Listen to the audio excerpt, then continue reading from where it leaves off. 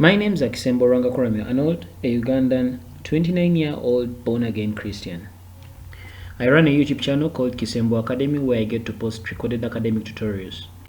Now, sometime back, a friend of mine sent me a PDF entitled How to Build a Multi-Billion-Dollar Business in Africa from Scratch by StriveMasiyiwa and compiled by GEOFREY TenganaMba. Upon reading this PDF, I was inspired by the story of StriveMasiyiwa, a Zimbabwean businessman based in the United Kingdom. Now, to me, reading this book gave form to so many things that were in my spirit, but didn't have words for them. And it is upon this basis that I thought it wise to record an audio of this book for the benefit of those who are lazy readers. I feel people need to know this. They need to get this information. If you are a Christian and a believer in Jesus Christ like I am, you'll be thrilled at how Dr. Strive Masiyiwa applies biblical principles in his business.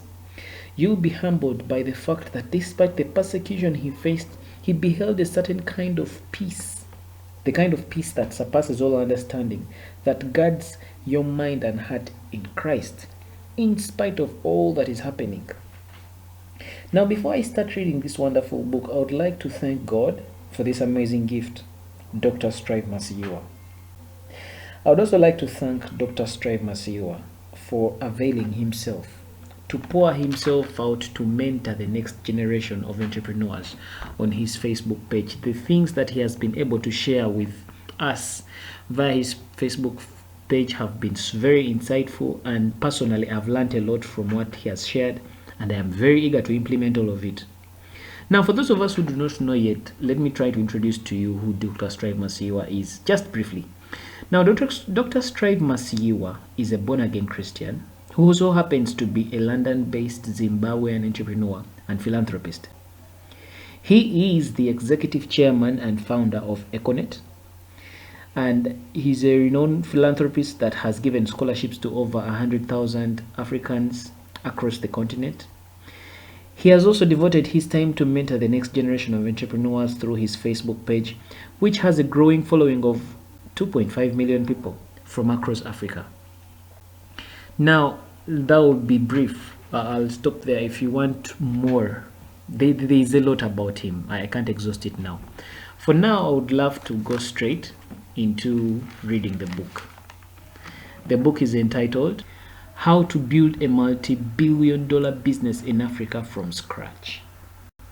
Reading this book to you is Arnold Rangakuramya from Kisembo Academy, helping you manifest excellence. Chapter 1, Early Days. My first capital, $75.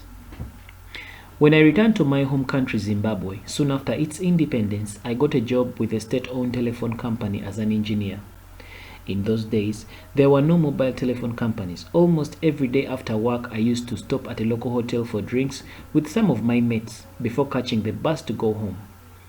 I did not own a car in those days, and I used public bus system to get to and from work.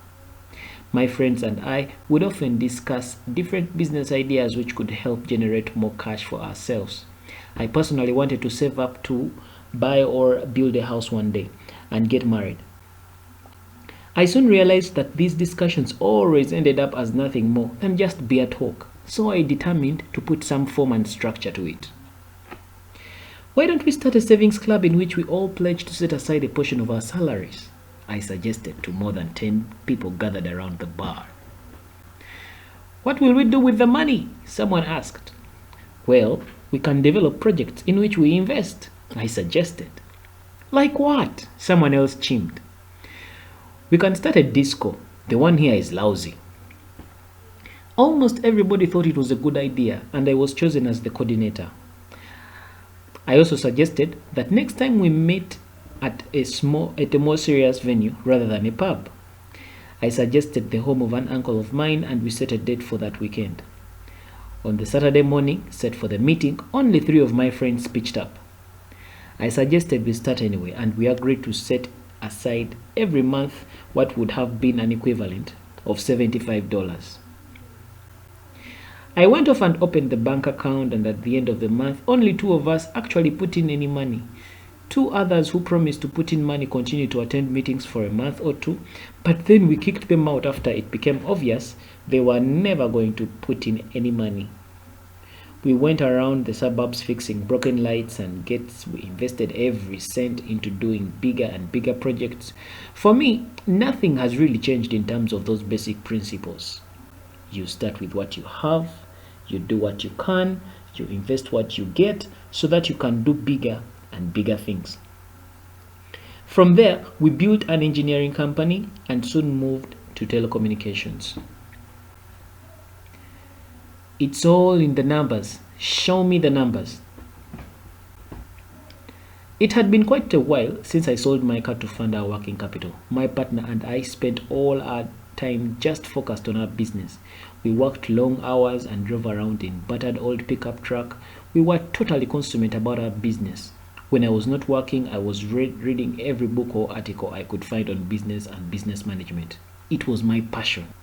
Although my partner and I were both engineers, I had retreated from the engineering side to finance. The only numbers that interested me then and now are financial numbers. I had come to realize that the most important thing in running a business effectively is through financial reports. This is when I started using the motto, "It's all in the numbers, show me the numbers." One day, I went to see a leading bank. 2 years had lapsed since my first attempt at raising a loan. I submitted to them my proposal. The following day, they summoned me. The head of the bank was present with his most senior deputy. They were both looking at my document. "Did you prepare this?" He was totally shocked by my presentation. He openly said to me that he had never seen anything like it and wished every manager in his bank would see it. "You have literally taught yourself banking just to get a loan." He begged me not to show it to another bank. All the preparatory work had finally paid off. I got my loan, but I was already thinking beyond local banks. Why not the World Bank? Raising capital from the World Bank. I read a newspaper with a pen in my hand, and I always have a notebook. So there it was. In the newspaper, the International Finance Corporation, an arm of the World Bank, was creating a small fund to help small businesses in Africa. We had no emails in those days. I set about to my deep research. I read about the World Bank and the IFC. I tried to get as much information as I could in the days where there was no internet. I spoke to friends in the business community to get advice. Finally, I wrote them a letter, and sure enough, within 2 weeks, I got a phone call. Dr. Lawrence Clark was a young banker from Guyana, working at the World Bank office in Washington. He had been assigned to the IFC to find ways to help develop the African private sector. "I am coming to see you in Harare," he said in his booming West Indian accent. This was my break, and I grasped it with both hands. Before he arrived, I was like a student preparing for exams. I crammed figures, statistics. I knew my business. Lawrence Clark arrived alone with just his computer, and he packed himself in my office for weeks. He went to see my customers. He visited my projects. He created models. I can still see him, a mountain of a man who often worked in his shirt sleeves. I had never met such a consummate professional. I got my facility of $250,000 in debt and equity from the World Bank's private sector arm called the IFC. It was like receiving millions of dollars in today's money, and I was just turning 30 years old. That was 1990. Today, there are literally scores of funds similar to that one that the IFC has set up. These funds have hundreds of millions of dollars. The funds are looking for young people like some of you. It is my hope that some of you have extracted some deep principles from what I have been saying that will open the way to access these kinds of funds. God answers prayer. In just 4 short years, I had gone from cobbing together $75 from friends and a relative to start a small electrical contracting business, to burgeoning multi-million dollar national business with almost 500 employees. I had learned the art of raising money from banks and had now secured an investment from the International Finance Corporation, an arm of the World Bank. I had been named both Businessman of the Year and Industrialist of the Year. I was now sole owner of the business, as my partner had cashed out and gone to establish his own business before the IFC investment. We remain good friends to this day. I began to think for the first time that I could tackle work in neighboring countries. I chose Mozambique. So one morning, as part of my research into the opportunities in the country, I visited their local embassy and spent several constructive hours with officials. When I left the Mozambique embassy building, I decided to walk back to my office rather than be driven. As I walked, I noticed a vehicle that appeared to be driving slowly behind me, but being deep in thought, I paid no real attention. When I finally got into my office, two men rushed behind me and abducted me at gunpoint. I was taken to a secret detention center by my abductors. Time and choice constrains me from going into the most detail about this incident. But let me say what is important. As I was in the place where I was being held and my abductors were outside, I did something I had not done since I was a child. I got on my knees and prayed earnestly to God, with tears in my eyes, begging Him to rescue me. He heard me. I was rescued from my ordeal that night, and now I had learned the most important lesson of all. God answers prayer. And that's the end of chapter 1.